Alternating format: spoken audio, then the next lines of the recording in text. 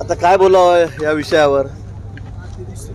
आता मला वाटतं की मराठा समाजाला पहिल्यांदा न्याय देण्याचं काम माननीय देवेंद्रजींनी केलं। हे सर्व आपण इतक्या वर्षामध्ये बघितलेलं आहे आणि असं असताना कोणी काही बोलावं,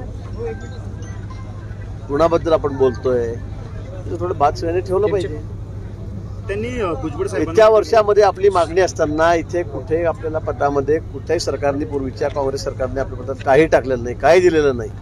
असं असताना आपण बघितलं असेल की देवेंद्रजीच होते की त्यांनी ह्या आरक्षणाला खरं वाचा दिली, वाचा फोडली।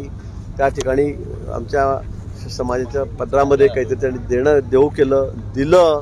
दुर्दैवाने ते कोर्टामध्ये टिकलं नाही, हा भाग वेगळा आहे। विधानसभेमध्ये सुद्धा बिल पारित झालं, सगळं झालं, पण दुर्दैवाने आमचं सरकार बदललं आणि त्यामुळे ते कोर्टामध्ये टिकवू शकले नाही काँग्रेस सरकार त्यावेळेचं तत्कालीन सरकार। तर आमचा दोष नाही आहे, पण पहिल्यांदा हे कोणीतरी दिलं हे आपल्या सगळ्यांना मान्य आहे। आणि असं असताना हे खुंची आहेत आणि असे आहेत, मला वाटतं या म्हणण्याला काही अर्थ नाही आणि त्यांना कोणीही म्हणजे तशी साथ देणार नाही। फडणवीस सांगतात आणि भुजबळ घुमतात अशा शब्दात भुजबळावर टीका केली। मला वाटतं आपण अनेक दिवसापासून ऐकतायत जरांगे पाटील काय बोलतायत, कुठल्या थराला जाऊन बोलतायत, काय आपण बोलतोय।